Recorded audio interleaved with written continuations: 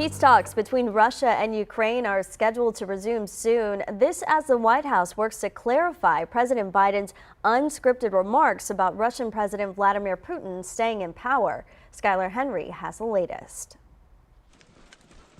With their ground offensive stalled, Russian forces continue to pour missiles and rockets into cities across Ukraine. Every day, Putin and his generals, I don't even know whether we still call them soldiers because armed forces do not fight like this, demonstrate how little they value human lives. In Kharkiv, residents cleared rubble from a school hit during a barrage of shelling. This man was one of the people seeking shelter in the school. He says this is a civilian structure. It's a school. They have not been able to take the city, so they decided to destroy it. A Russian delegation arrived in Turkey ahead of peace talks scheduled for Tuesday. But Ukrainian President Volodymyr Zelensky has made it clear any deal must include Russian forces leaving all of Ukraine.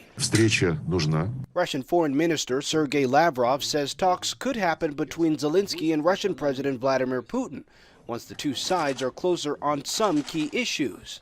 President Biden is downplaying comments he made over the weekend when he said Putin cannot remain in power. Were you calling for regime change?